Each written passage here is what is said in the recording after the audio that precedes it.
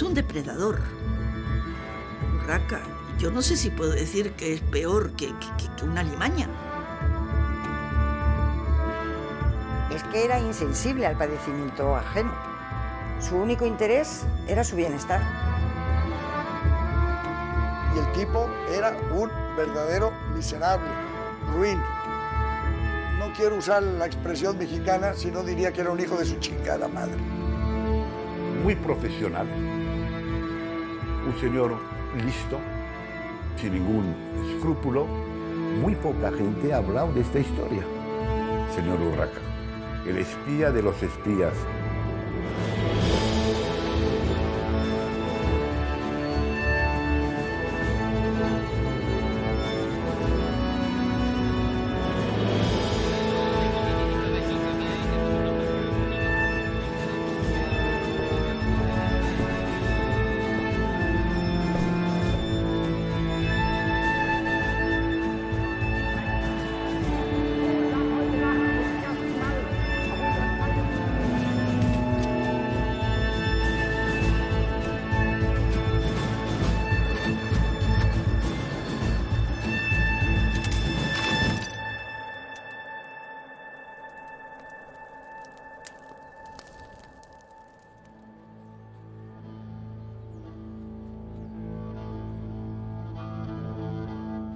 En septiembre del 2008 aparece en El País un artículo de estos que los domingos hacían a 2 hojas y de pronto veo su foto, porque claro, sí que le pude reconocer, y venía con un titular demoledor: Pedro Urraca Rendueles, el cazador de rojos.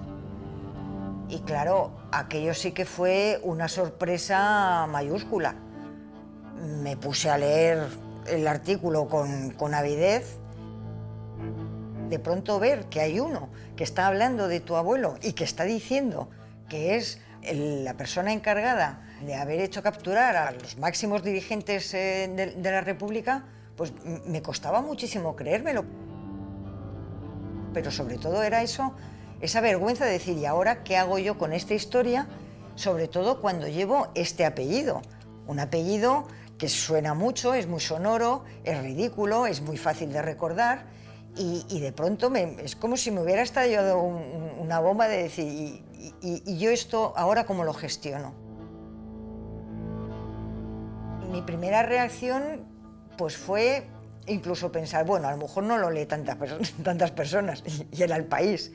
A lo mejor nadie hace una relación entre este abuelo y yo misma.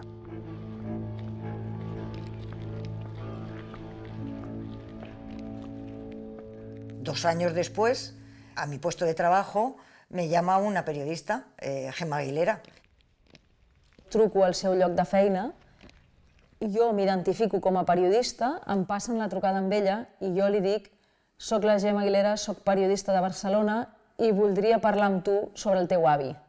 En aquell moment es produeix un silenci bestial, per altra banda comprensible. Segurament Loreto mai ningú l'havia trucada per demanar-li de parlar del seu avi, no?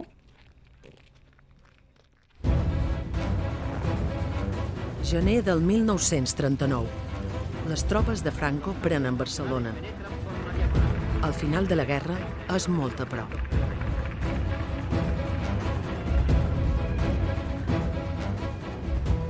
Milers de persones travessen la frontera buscant refugi a França.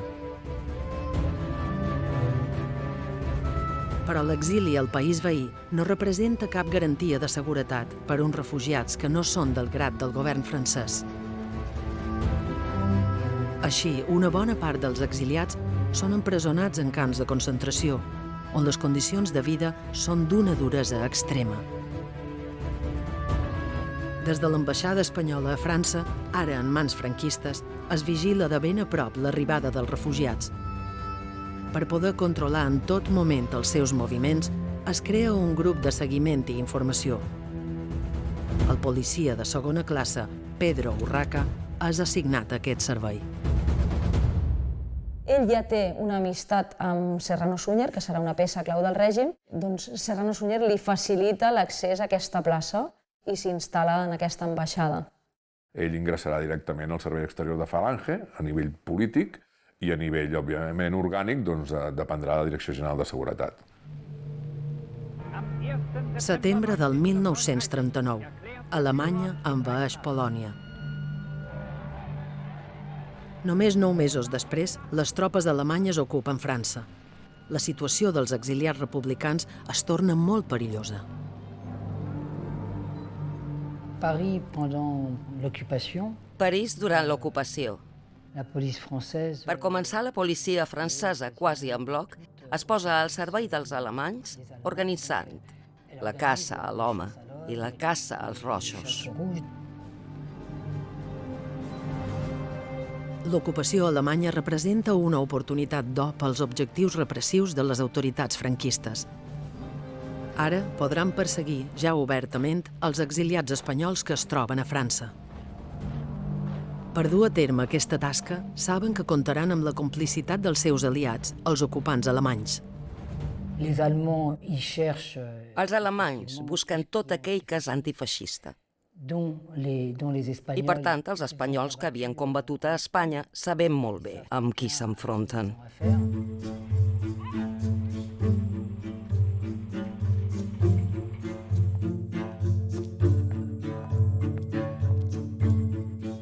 Una vez que se me bajó un poco la rabia inicial que sentía al leer el artículo del País, me di cuenta de que también sería beneficioso para mí enterarme de quién era realmente este Pedro Urraca para terminar de construirme yo como persona.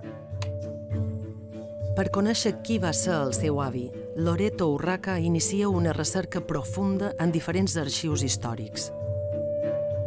La mejor fuente de cómo era el trabajo de Pedro Urraca en Francia es leyendo aquellos informes que se han conservado en una carpeta del Servicio Exterior de Falange. París, 10 de julio de 1940. Excelentísimo señor Conde de Mayalde, Director General de Seguridad, Madrid. Mi querido jefe y amigo. Desde mi llegada a esta, me encuentro en contacto con la policía alemana de la Gestapo, que está radicada en París. En el momento actual, estamos tratando de localizar los diversos elementos rojos que han quedado en París y zona ocupada. Dicha Gestapo está dispuesta a efectuar las detenciones necesarias y los registros consiguientes en cuanto yo se lo indique. Els principals impulsors de la persecució dels exiliats republicans a França seran 3 importants dirigents franquistes. Ramon Serrano Súñer, ministre de Governació, José Félix de Lequerica, ambaixador d'Espanya a França, i José María Finat, comte de Mayalde, director general de Seguretat. Tots 3 de marcada tendència filonazi.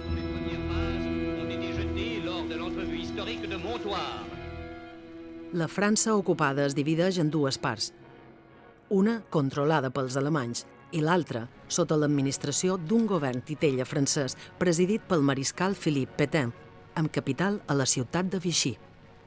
L'administració alemanya, l'administració francesa de Vichy, en aquell moment, i l'administració espanyola. Llavors, aquest triangle de col·laboracions, bàsicament oficioses, semisecretes, doncs es manté amb unes demandes de vigilància i persecució cada vegada més dures contra els refugiats polítics i els republicans i republicanes espanyols en territori francès.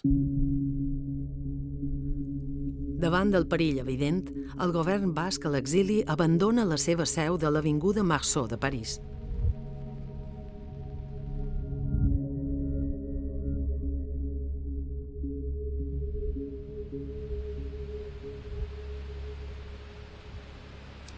Gorka Landaburu és fill de Francisco Javier Landaburu, un dels representants de l'executiu basc perseguits per Urraca i el seu equip.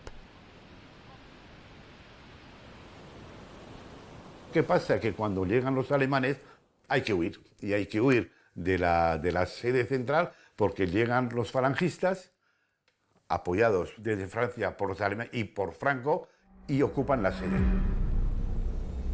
A partir d'aquest moment, l'edifici de l'Avinguda Marceau es converteix en el centre d'operacions de l'equip d'Urraca. Es disposa d'un llistat enviat des de Madrid amb els noms de més de 700 exiliats espanyols refugiats a França. Les ordres per Urraca són molt clares: vigilar-los, detenir-los, confiscar-los els béns de valor i, en el cas de les principals figures republicanes, lliurar-los a Espanya. Quan els esdeveniments es precipiten i els nazis ocupen França, ell veu que allò és l'oportunitat real i que la via alemanya és la que li donarà realment una posició de força en el règim franquista. Ell comença a prendre posicions i comença a entrar en contacte amb agents de la Gestapo. És en aquest moment que el policia franquista Pedro Urraca comença la seva ferotge cacera, convertit en l'agent número 8001 de la policia secreta alemanya, la temuda Gestapo. El seu sobrenom és Unamuno.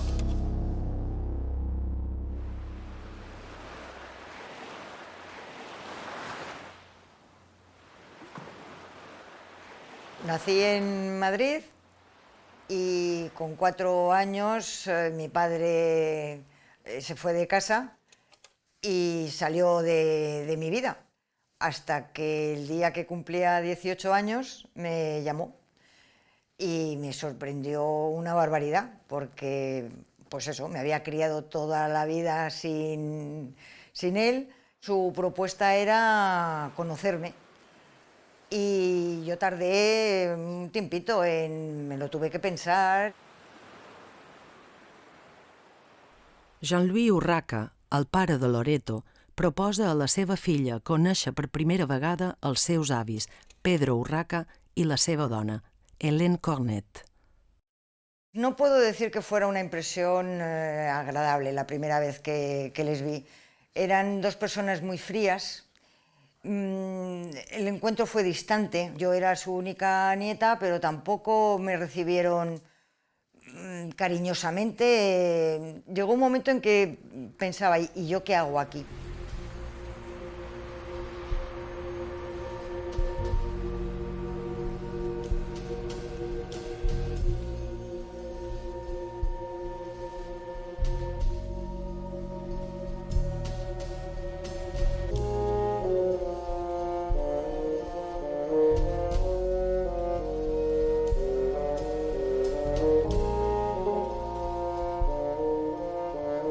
Pues era más bien bajo, anchote, un tipo frío, con cara de pocos amigos. Lo conocí en Madrid un día que vino a cenar a casa. Como dato divertido diré que mi padre se esmeró y mi madre en una cena estupenda y ellos no cenaron. Entonces eran un poco así de amables. Que ya habían comido algo, eran raros o porque no les parecería suficientemente buena la cena, no lo sé.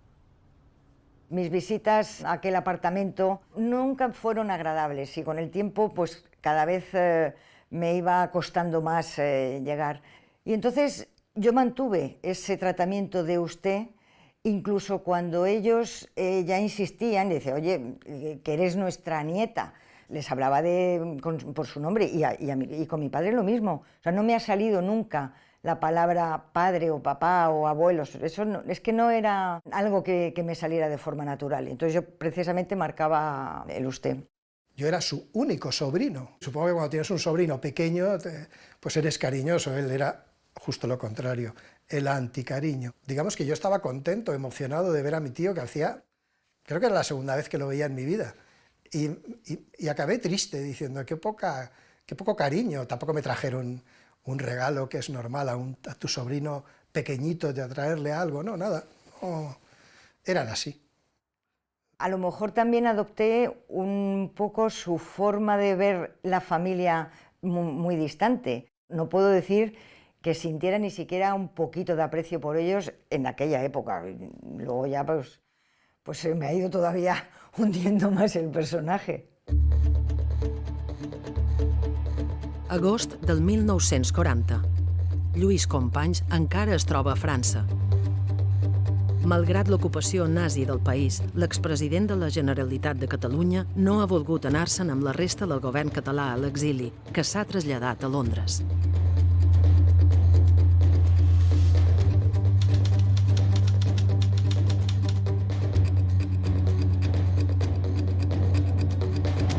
Companys es troba a la seva residència bretona perquè el seu fill Lluís, que està malalt, està desaparegut, no el troba, creu que està en un hospital però no el troba, i ell decideix no fugir fins que no sàpiga com està el seu fill i en quin estat es troba. Aleshores, d'alguna manera, queda atrapat. Quien ha dado la información a la policía alemana es el señor Urraca. Quien dio la orden efectivamente de detener al señor Companys es el embajador Lauserica en París. Bueno, toda esa red está Urraca en la mitad. El 13 d'agost, un grup de soldats alemanys arriben a la Baule, acompanyats d'Urraca i una altra policia franquista, amb l'ordre de detenir Lluís Companys. Carme Ballester, l'esposa de Companys, explica amb detall en una carta personal com es produeix la detenció.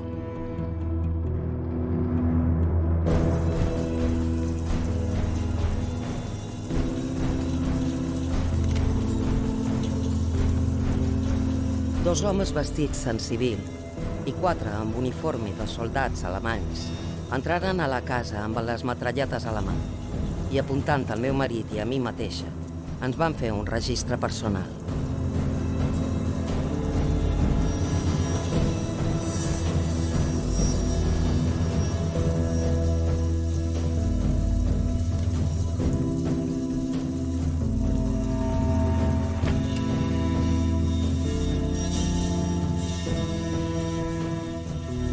Per fi trobaren dintre d'un calaix el nostre capital, doncs 70.000 francs.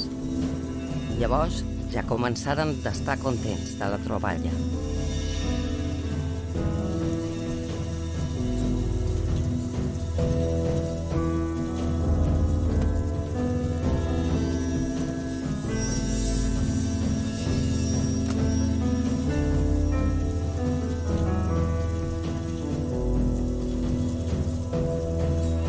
Acabada l'operació, els 4 soldats s'emportaren custodiat el president de Catalunya.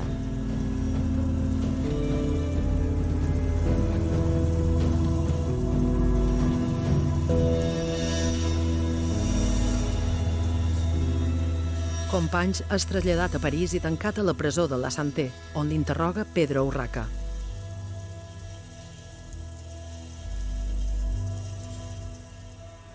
Nou dies més tard, també és Urraca l'encarregat de custodiar el presoner fins al post fronterer d'Hendaia, amb la finalitat de lliurar-lo al govern franquista. Les impressions personals d'Urraca en aquest viatge queden reflectides en un dietari escrit per ell mateix. Al recorrer el camino largo que separa París de Madrid, acompañando al hoy vencido y que lo fue todo en Cataluña, Lluís Companys, pienso en el porvenir que ante mí se abre y en el horizonte que el mundo actual nos depara. Todas las ilusiones, toda la fe en los ideales de este hombre han caído por tierra. Esta libertad pasajera del viaje le parece como un regalo que la vida le hace antes de abandonarle.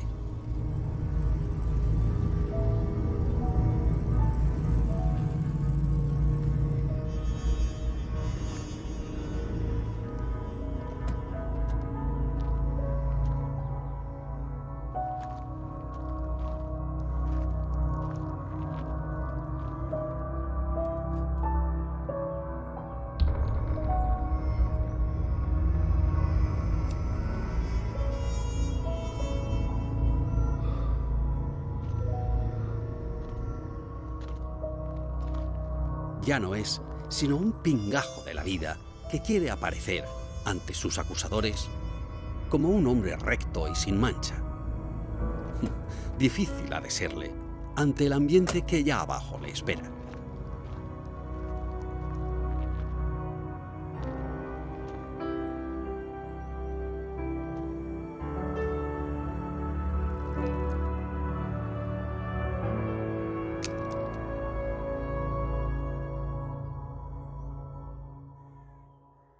Companys és traslladat a Madrid i empresonat a la Direcció General de Seguretat, amb seu a la Puerta del Sol.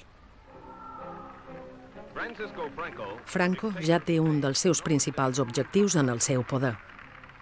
Un enemic que havia perseguit amb obstinació i amb el qual, pocs anys abans, havia coincidit a Mallorca en una situació política molt diferent.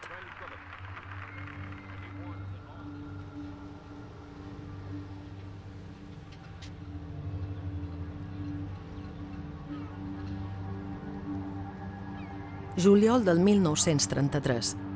Franco exerceix de comandant general de les Balears per decisió del president Manuel Azaña, que l'ha allunyat de Madrid per posar fre a les seves vel·leïtats conspiradores. Lluís Companys, per la seva banda, exerceix en aquell moment les funcions de ministre de Marina del govern republicà.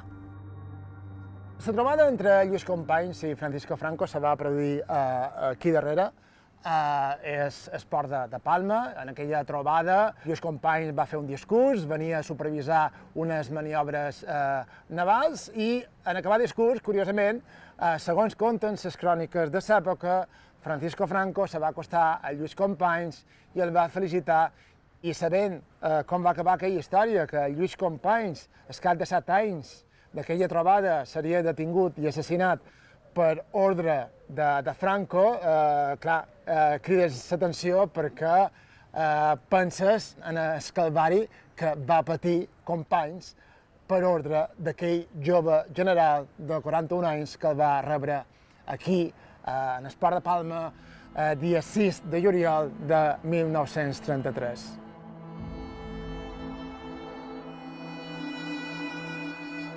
Només 7 anys després, Lluís Companys és detingut, humiliat i torturat pels franquistes triomfants a la guerra.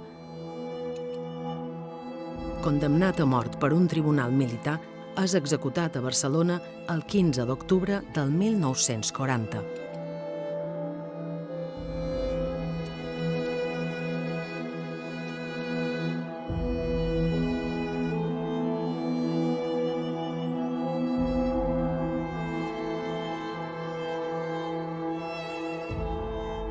Jo crec que el president Companys és l'únic personatge que va aconseguir causar un impacte emocional en un personatge com és Pedro Urraca, una persona freda, calculadora i cínica.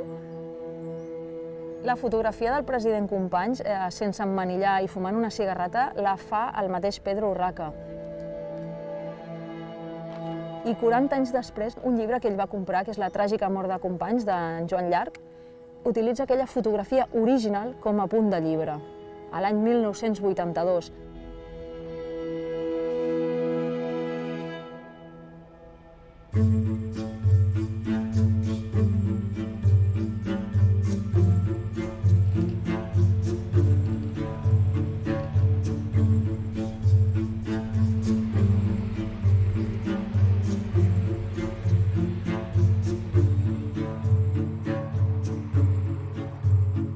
Per documentar-se i aprofundir en la seva investigació, Loreto ha viatjat diverses vegades a París. En aquesta ocasió visita l'emblemàtic edifici de l'Avinguda Marceau, des d'on el seu predí coordinava les tasques repressives. A mí aquellos informes me dieron una información tremenda, sobre todo las cartas que acompañan a esos informes, que se conservan pocas. A mí me parecieron escandalosas cuando las leía, porque era ese famoso querido Pepito, te envío los informes de esta semana sobre los asuntos de los rojillos, y luego en la postdata ponía, pues no te puedo enviar las revistas de moda porque han dejado de salir desde la ocupación, o por fin he encontrado las medias de seda. Querido amigo y camarada, dentro de poco tendré ocasión de enviarte los zapatos. Dime si te gustan con clavos en las suelas, como los jugadores de golf, o sin ellos. Los de clavos son Made in United States of America y los otros son hechos en Francia. Ambos son muy buenos.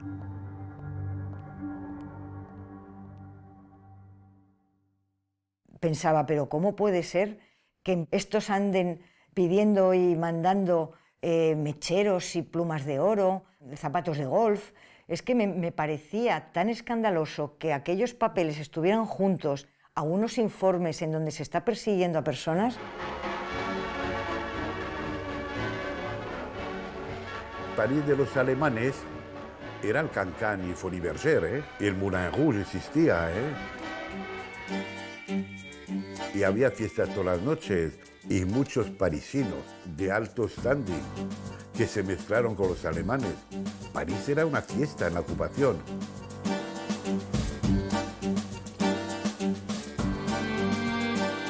Y Urraca estaba en ese ambiente, tenía dinero, ¿dónde se iba a meter?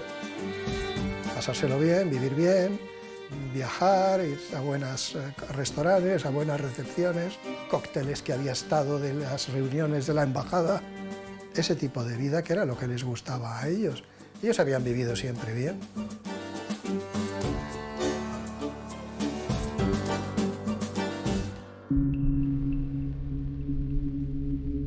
La detenció de Companys i l'èxit en la seva entrega al règim franquista augmenten considerablement el prestigi d'Urraca entre els seus superiors. Com consta en la documentació que Urraca, amb la primera persona que es reuneix, és amb Serrano Suñer per donar-li compte de com ha anat el viatge i de quina és la situació a París quan ell fa aquesta entrega del president Companys. Reichsminister von Ribbentrop begrüßt den spanischen Außenminister Serrano Suñer. Com a mostra de reconeixement, Serrano Suñer convida Urraca a formar part de la comitiva que l'acompanyarà en un important viatge diplomàtic al més alt nivell.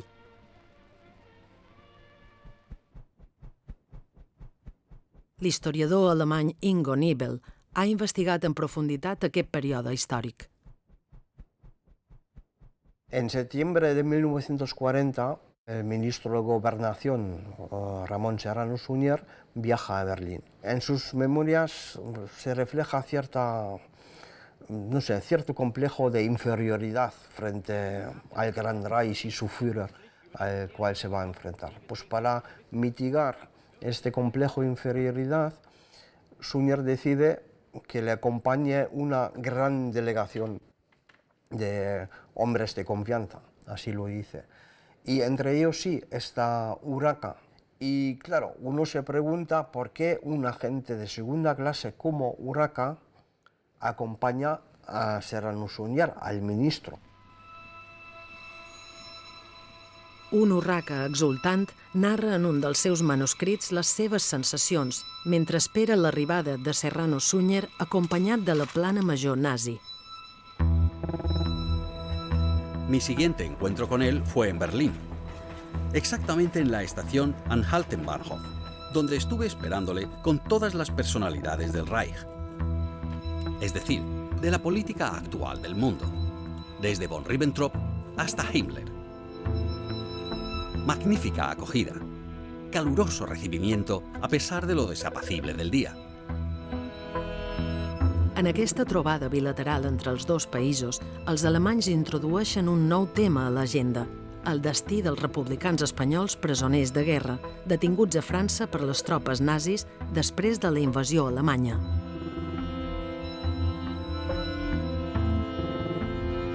Véronique Salou Olivares és filla de l'exiliat llibertari Ángel Olivares, supervivent del camp nazi de Mauthausen. En juin 40, quand l'amnistie a été... Al juny de 1940, quan es va signar l'armistici, els espanyols que estaven a la línia Maginot es van trobar totalment desemparats. Van caure en mans de l'exèrcit alemany i són detinguts com a presoners de guerra. Los alemanes dicen, oye, son vuestros ciudadanos. Vosotros os tenéis que hacer cargo de esto. Y en Madrid, silencio. No dicen absolutamente nada al respecto. A continuació, Franco els va rebutjar la nacionalitat espanyola, dient-li a Hitler que se desempallegués. Per això, són els primers deportats de França. Davant aquesta situació, Heinrich Himmler, cap de la Gestapo i de l'SS, ordena que tots els espanyols detinguts quedin sota la custòdia de l'SS i siguin enviats als camps de concentració nazis.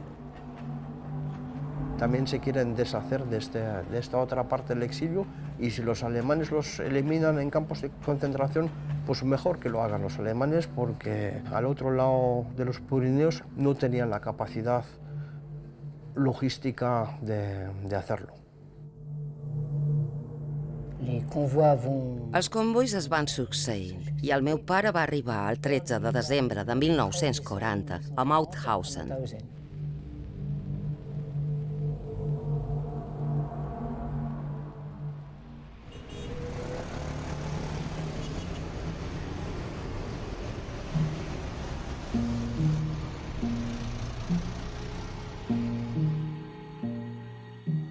Loreto Urraca té cita amb Verònica Estall, membre de Històries Desobedientes, col·lectiu conformat per familiars de criminals de lesa humanitat que, organitzats a diferents països, denuncien públicament l'actuació dels seus parents.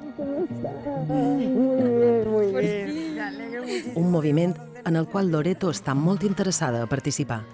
De pronto resulta que es que a miles de kilómetros hay una persona que está exactamente... Exacto, y nos vincula, de tan lejos, exacto. Y también con historias tan distintas, Sí. con historias con minúscula y con mayúscula, porque también hay muchas diferencias de España a América del Sur, Claro, claro. pero hay algo tan potente, tan universal. Exactamente, es que son valores universales por los que hay que luchar. Sí, sí. Pero cuando este chico te contactó y tú te lo pensaste por si reabrir historias de familia, ¿pesó el apellido? Sí, muchísimo. Sí, porque no es un apellido muy común en Chile. No es como que hable un Pérez, digamos, o un González. Mi apellido en Chile está ahí, está muy marcado. Por lo menos entre la gente medianamente politizada, de inmediato... Te como vinculan. En tu caso, sí, como en tu caso, creo que eso tenemos en común. Exactamente. Que sí, pesa el apellido y que en los medios de la resistencia y de los antiguos militantes es un apellido muy marcado por la traición, por el crimen de lesa humanidad, ¿no? Tú has tenido esa misma necesidad de desafiliarte, de desvincularte de ese apellido y de marcar tu diferencia con sin esa renunciar a él, como lo hiciste exactamente. tú y Sin Analía. renunciar a él, reapropiarte de ese apellido y poder llevarlo limpio. Nos toca a nosotros, descendientes, hacer ese trabajo que es un poco el trabajo sucio, pero que puede aportar algo para que no se repita justamente, porque entendiendo los mecanismos psíquicos, los mecanismos sociales, los mecanismos familiares que los llevaron a eso, podemos evitar que en las mismas condiciones se reproduzca esto, ¿no? Ojalá. Entonces, bueno, es un trabajo fuerte, un trabajo fuerte. Sí.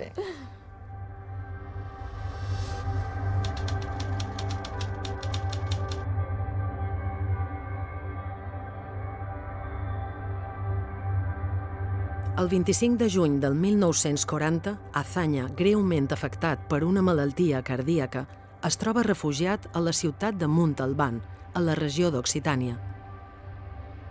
Des del govern mexicà es vol garantir la seva protecció. Amb aquest fi, l'ambaixador mexicà a Vichy, Luis Rodríguez, entra en acció.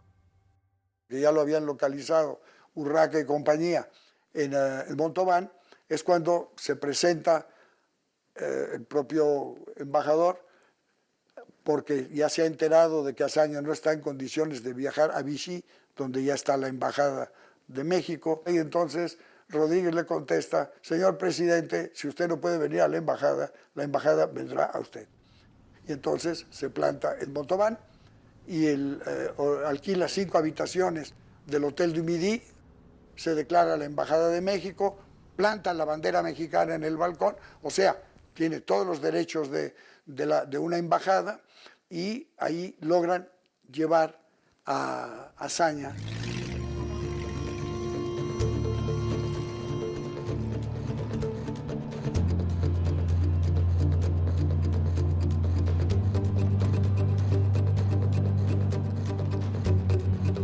Pero antes de entrar al hotel se les planta enfrente el tal Pedro Urraca. Y bueno, pues dicen, empieza una discusión de que se van a llevar a Azaña y enseñar las 2 pistolas. Lo que no se esperaban es que el señor embajador de México diplomáticamente les encañonó con una 38 Escuadra y automáticamente casi también, como estaba acompañado de un capitán del ejército mexicano de nombre Antonio Aro Oliva y echó mano a la pistola, según él mismo me contó, cortó cartucho y le puso en la cara a los policías españoles el agujero enorme de las pistolas calibre 45 reglamentarias del ejército mexicano. Bien, esta es la habitación donde estuvo alojado Manuel Azaña desde mediados de septiembre de 1940 hasta el día de su muerte, el 3 de noviembre. Y bueno, hay que imaginar, ¿no?, a un Manuel Azaña, está siempre acostado, está en su cama, salió pocas veces para andar cuando podía caminar y camina por ahí, por el Rellano. No salió, o sea, no salió de esta zona, de su habitación y del Rellano que tenemos aquí. Aquí, claro, estaba su mujer también, con su mujer Dolores Rivas Cherif. Malgrat l'intent fallit de detenir Azaña, Urraca no abandona la idea d'atrapar-lo. Per poder vigilar la seva presa de més a prop, el 16 de setembre, Urraca accedeix a la cafeteria de l'hotel on s'allotja Azaña. És llavors que es produeix una escena sorprenent. Pues aquí estamos en el hall donde se concentraron unos 300 exiliados llamados por el embajador mexicano, Luis I. Rodríguez, para vigilar y sobre todo proteger a Manuel Azaña. Y en el mismo momento en que está ahí en el restaurante, el policía Pedro Urraca está reunido, está comiendo aquí mismo, está comiendo con el comisario especial de Vichy, entreteniéndose para ver cómo se puede llevar a cabo ese rapto, ¿no?, ese secuestro de Azaña, ¿no? Entonces ahí hay una discusión y es una escena totalmente surrealista, ¿no?, porque están ahí los cuatro, ahí el comisario, Urraca y 2 o 3 otros agentes españoles, y ahí en el hall, o sea, unos 10 metros, ahí unas 300 personas, mujeres, niños, minusválidos de la guerra, ¿no?, y están ahí. La protecció dels exiliats espanyols frustrarà de nou la detenció d'Azaña, però l'expresident ja no arribarà a sortir de la seva habitació de l'hotel. El dia 3 de novembre, el feble cor d'Azaña deixa de bategar. Finalment, Urraca no podrà atrapar una de les seves peces més desitjades. Eran mucho más amantes de los animalitos, de los perritos, que del hijo, ¿no? El hijo no era un hijo querido. Como digo yo, era solo una pareja cerrada que iban a lo suyo y todo lo que no fuera ellos mismos no les importaba en absoluto. Ni su hijo, ni su sobrino, ni su hermano, ni nadie, ¿no? Jean-Louis Urraca, l'únic fill del matrimoni, enfronta també des de fa anys un procés personal diferent del de la seva filla Loreto. Por una parte me decía, qué suerte que no me he quedado cerca de ellos. Por una parte. Por otra parte, digo, bueno, pues mira, los otros aman mucho a su madre, aman sus padres, tienen una familia. Yo no tengo familia. Para ellos debía ser un estorbo y por eso él también se crió con su abuela materna. No iban diciendo a sus amistades o a sus colegas que tenían un hijo. O sea, que mira tú qué infancia, no solamente era un estorbo, sino que lo iban ocultando. Ni hablábamos. Ha habido años que hemos quedado sin hablar. Yo pienso que esa falta de cariño que él padeció durante su infancia tal vez le marcó. Puede que ese desinterés en mí de pequeña fuera un resultado de la propia educación que él había recibido.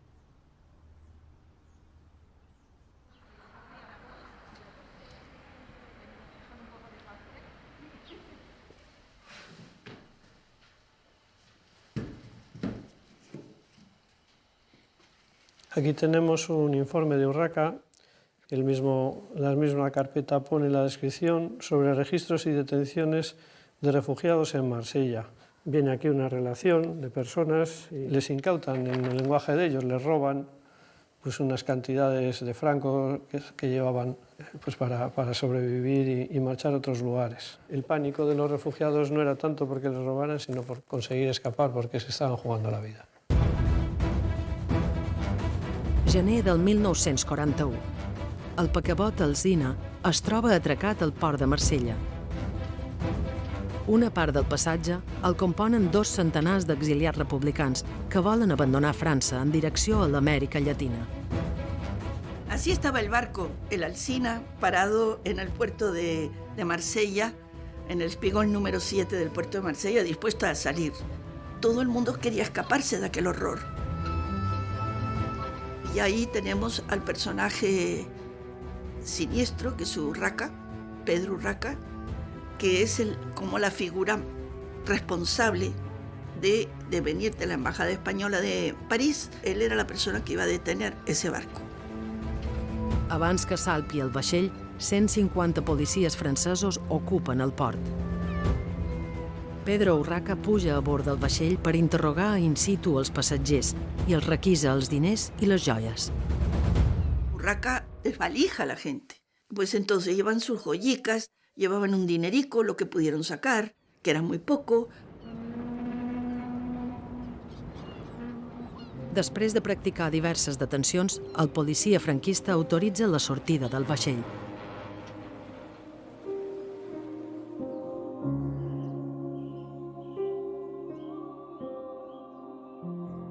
Porque claro, entre las cosas del exilio hay 2 que son muy importantes, a las que nos obligan. Urraca, este hombre de la guerra. Yo no tuve el lugar de nacimiento que me pertenecía. Y mis padres no se enterraron donde estaban sus cementerios, sus panteones. Que no valías nada. Ni nacías, ni morías donde te correspondía. La llista de persones perseguides i detingudes per Urraca i la resta d'agents franquistes operatius a França no fa més que augmentar.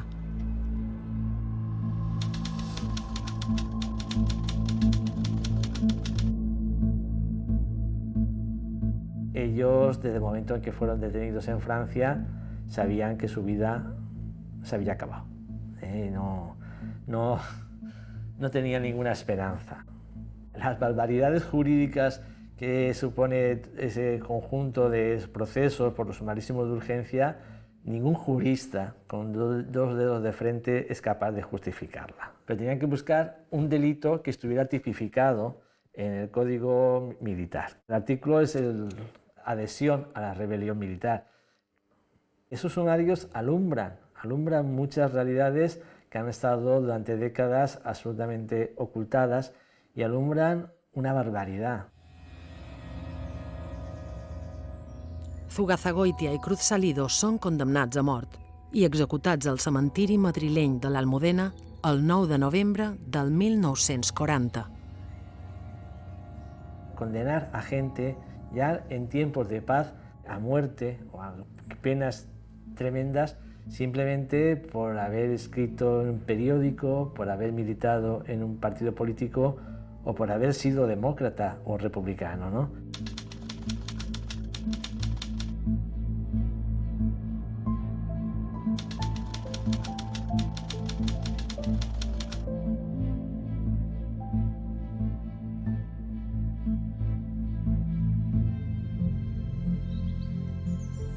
L'exministre anarquista Joan Peiró es converteix en la víctima següent. Els testimonis a favor seu de persones de dretes i religiosos que van salvar la vida durant la Guerra Civil gràcies a la seva protecció són ignorats pel Tribunal Militar que el jutja en Consell de Guerra. Este espacio, en un momento determinado, después de la Guerra Civil, se convirtió en el lugar de ejecución de las sentencias de pena de muerte dictadas por los juzgados militares de la ciudad de Valencia. Y acababa aquí en el Terrer con la vida de 2.200 personas, así por el hecho de haber sido republicanos.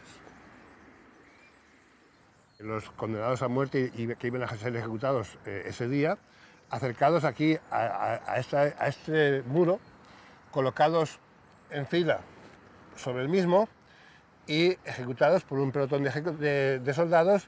Una vez muertos, el oficial al mando del pelotón les daba el tiro de gracia, bien sea sobre esta misma superficie o bien los que caían en este pequeño pasillo que hay aquí.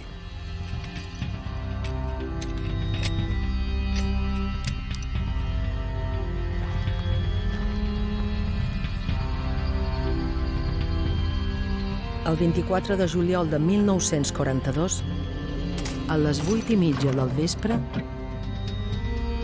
Joan Peiró és executat juntament amb 6 companys de la CNT.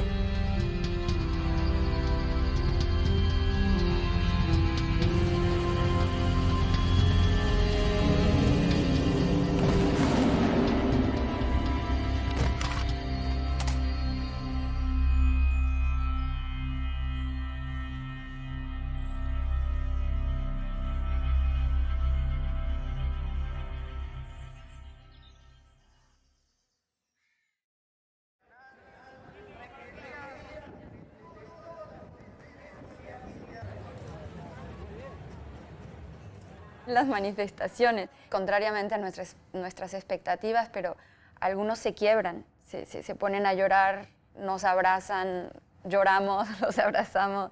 Es una cosa muy fuerte emocionalmente y políticamente, que remueve mucho. Yo tampoco me esperaba la buena acogida que he tenido entre las víctimas. Eso a todos nos ha sorprendido. Nos ha sorprendido. Es una cosa... Yo tenía como un poco de miedo, tenía recelos cuando las primeras presentaciones dices, no me van a aceptar. Yo también. Sí. Y ha sido todo lo contrario. Nadie se espera un gesto por parte de los descendientes de los victimarios en favor de la recuperación de memoria, justicia, verdad. Ahí se ve la humanidad de los sobrevivientes, de las víctimas, de lo que nuestros familiares no eran y lo que negaron, ellos nos los están dando. Entonces es como un regalo de la historia, yo lo siento. En España hay muchísimo trabajo que hacer. El problema de España yo creo que también es el tiempo.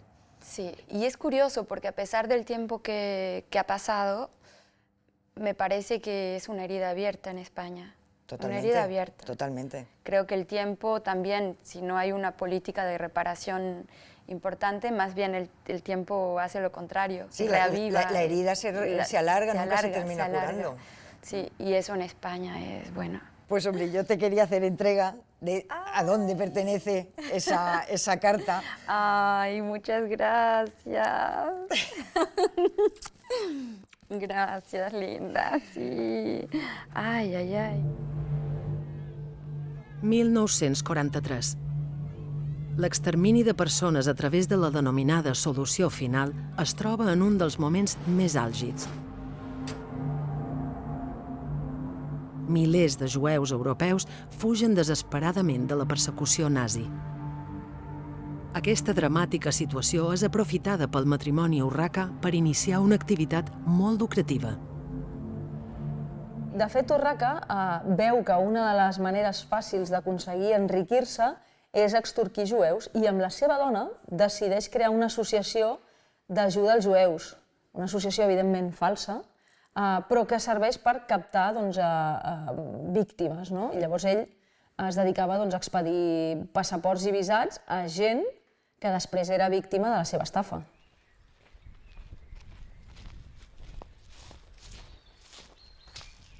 L'historiador Jordi Guixer ha aconseguit documentar casos de ciutadans jueus extorsionats per Urraca.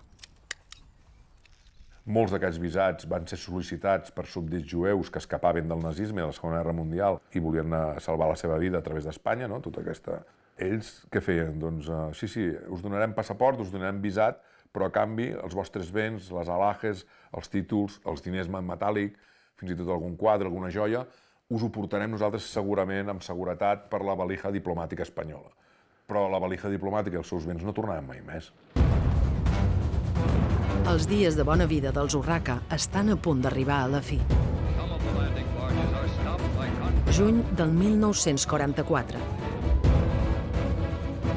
Després de desembarcar a Normandia, les tropes aliades alliberen París.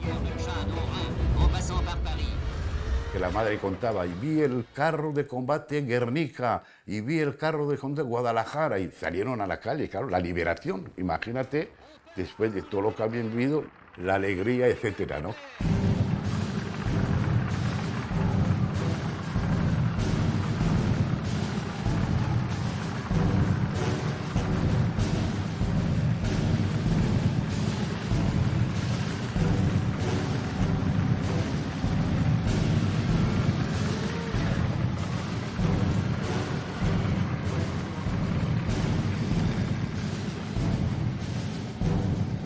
Malgrat l'alliberament de París, Urraca no fuig de la ciutat. Encara té una tasca pendent: evitar que la documentació sensible caigui en mans dels aliats.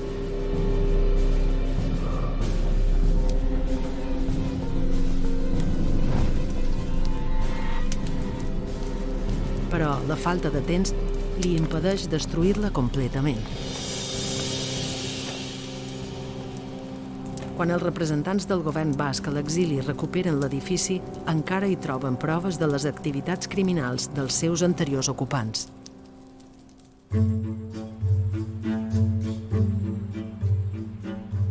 Aquesta documentació es preserva actualment a l'Arxiu del Nacionalisme Basc, a Bilbao, on conforma un important fons de 52 caixes amb informes, correspondència, passaports i visats. Un conjunt documental que evidencia la implicació d'Urraca en el robatori i extorsió d'exiliats espanyols i ciutadans jueus perseguits pel nazisme. Una de las actividades de la Embajada Española franquista en París era el control y la expedición de pasaportes y visados que vendían a personas que querían escapar también de Francia para garantizarles esa posibilidad, en muchos casos a cambio de dinero o extorsionándoles, como después harían cuando los alemanes pierden el control de Francia, también para ayudar a nazis a escapar de allí. Amb l'alliberament de França per part dels aliats, tot l'entramat repressiu franquista del país s'ensorra. Les autoritats judicials franceses emeten una ordre de detenció contra Urraca. És en aquest moment que el policia franquista decideix fugir a Espanya. Davant l'impossibilitat de localitzar Urraca, la justícia francesa el condemna a la pena de mort in absentia per la seva implicació en crims de guerra. Fins ara ell havia estat el caçador i jo crec que ara el 45 experimenta el que és aquesta por a la persecució i a ser detingut i, evidentment, posat a disposició de la justícia, en el seu cas, no? Él estaba armado, ha habido momentos cuando venía y dormía en la habitación que tenían ellos ahí en Sèvres, eso sí, dormía con la pistola, que bueno, decía también, era una Star 9 milímetros. No, ya vivia. Malgrat la seva situació de fugitiu, el règim franquista continuarà confiant en els serveis d'Urraca a l'estranger. Així, l'any 1946 és destinat a Bèlgica sota una identitat falsa. La seva nova missió serà la mateixa de sempre: vigilar l'exili republicà, ara format principalment per comunistes i, més endavant, per membres d'ETA refugiats al país.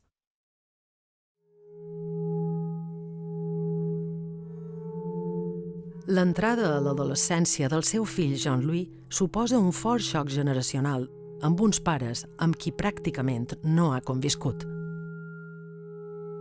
Hélène Cornet, la dona d'Urraca, coneix el famós criminal de guerra nazi Léon Degrelle a Madrid, en una de les habituals reunions socials amb persones rellevants del règim. Malgrat ser reclamat per la justícia del seu país d'origen, Bèlgica, acusat d'alta traïció, Degrelle viu refugiat a Espanya sota la protecció del govern franquista. És llavors quan a Hélène se li acudeix una idea en relació amb l'educació del seu fill. És la mateixa Helena, la mare, la que pren la decisió d'enviar-lo a Sevilla i que se'n faci càrrec Léon Degrelle i l'encarrili cap a la direcció que volen els seus pares. Un aspecto íntimo porque ha habido la amistad íntima entre Léon Degrelle y mi madre. Què passa? Quan Juan Luis està a la Carlina, se n'adona que està allà perquè la seva mare té una relació sentimental amb Degrelle. Los colegios electorales se abrieron a las 9 de la mañana y desde el primer momento... 1977. L'arribada de la democràcia a l'estat espanyol no suposa en la pràctica cap canvi de funcions per Pedro Urraca, que continua la seva missió a Bèlgica. Però la fi de la seva carrera policial no serà plàcida. La carrera de Urraca termina cuando se le acusa de haber robado o extraviado dinero de la embajada española en Bruselas. Esto sirve para jubilarle, entre comillas, y para abrirle un juicio y tal, que al final también le ruïna. Després de veure la seva pensió parcialment embargada i de passar penúries econòmiques en els darrers anys de la seva vida, Pedro Urraca mor a Madrid el 14 de setembre del 1989. A l'enterrament hi havia el seu fill i la seva dona, no hi havia ningú més. A l'esquela sí que apareixia la seva neta i el marit de la seva neta, però a l'enterrament no hi havia ningú més. Molt de temps després, l'any 2011, la periodista Gemma Aguilera aconsegueix contactar amb Jean-Louis Urraca. I li pregunto si no té cap documentació, qualsevol tipus de pista que em pogués ajudar. Finalment, ella em diu que té unes caixes guardades al garatge des de fa molts anys, des que va morir la seva mare al 99, i la sorpresa és que quan obrim les caixes, sorpresa per ell i sorpresa per mi, hi ha una vintena de dietaris personals escrits per Pedro Urraca, de la seva pròpia lletra, i hi ha moltes caixes amb documentació. Davant d'aquest important descobriment, Jean-Louis Urraca decideix, com a desgreuge, fer donació de la documentació del seu pare a l'Arxiu Nacional de Catalunya. Muy agradecido hoy de recibirme así, muy agradecido de todo, pero al fin y al cabo me hubiera gustado estar tranquilo en mi casita y no tener todo esto, ¿no? Porque respondo a lo que fue la vida mía, ¿no? Muy difícil con todo eso. Me han dicho muchos, bueno, pero tú eres el hijo, no tienes nada que ver con eso. No es verdad. Un hijo siempre le pesa el pasado, seguro. El padre, claro, es un señor como otro que tiene un trabajo que obedece a ciertas órdenes. Comprendo, lo entiendo, pero no estoy de acuerdo con ello. Y ya está. L'any 2018, Loreto Urraca publica la novel·la Entre hienas. Abuelo Pedro, apareciste en mi vida de forma intempestiva, perturbando mi juventud, y querías atraparme en tu mundo. Pero yo no quería conocer tu pasado, porque vislumbraba algo turbio. Temía que tu sombra me alcanzara. Pasaron años y me olvidé de ti. Por eso me lancé a escribir la novela, porque había que contarlo. Ya no solamente era mi último acto, vamos, último no, pero mi auténtico acto de desafiliación, el yo escribir aquella novela, sino ponerlo en conocimiento del público, porque tantos años en que esta historia se había ocultado porque al franquismo no le interesaba que se supiera.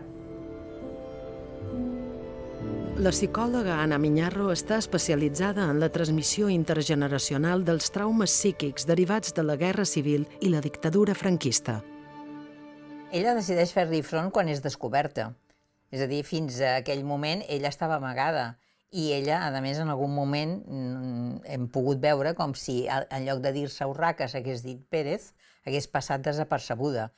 El que ella anomena com a desafiliació, jo ho anomenaria com el fet de dir tot el que tu has fet, totes aquestes crueltats, jo me'n desdic i poso la distància necessària i el que faig és posar-me del cantó dels que has maltractat. Perquè ella també es pot considerar com a maltractada.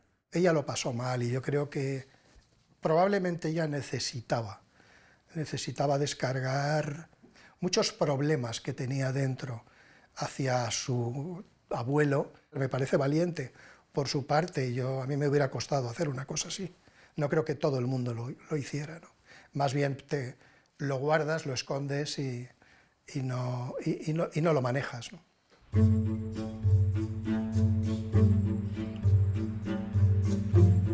Loreto Urraca visita l'Arxiu Nacional de Catalunya.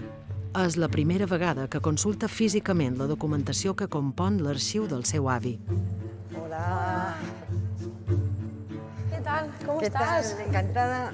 Igualmente. Me alegro mucho 10 de años. conocerte. 10 años aquella de que te llamé. Efectivamente. ¿Qué tal? Muy bien. ¿Cómo estás? Muy bien también. ¿Con ganas de ver? Pues sí, con mucha curiosidad. Vamos si quieres. Venga. ¿Cómo está Laura? Muy bien, muy ¿Sí? bien. Pues mira, vamos por allí. Vale.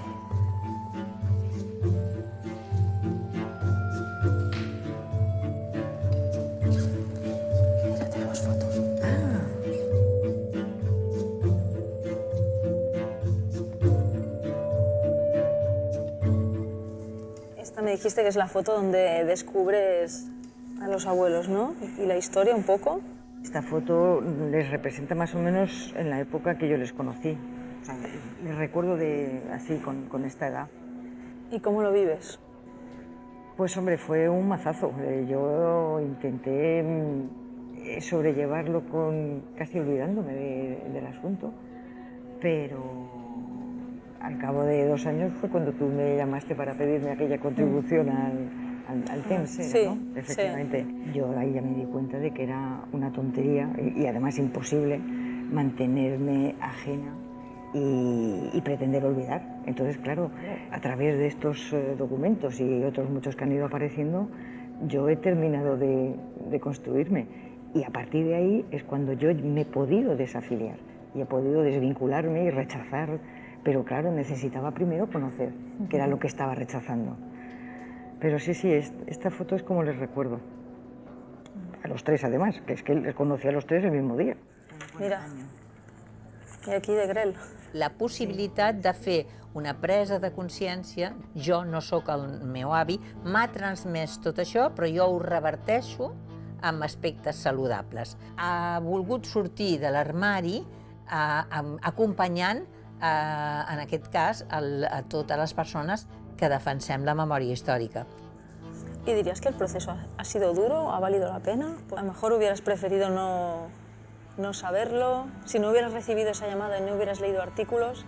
Claro, efectivamente, si no hubiera recibido tu llamada 2 años después de haber leído el artículo, de todas maneras alguien hubiera llamado siempre, porque poco a poco se iban sabiendo todos estos asuntos. Ha sido un proceso duro, por supuesto que ha sido un proceso duro y sigue teniendo sus altibajos, pero creo que en el fondo tiene muchas más ventajas y creo que es un proceso de catarsis, pero que en el fondo es muy sanador y que, bueno, como país creo que deberíamos hacerlo todos, como sociedad, ¿no? Porque saldríamos mucho más fortalecidos.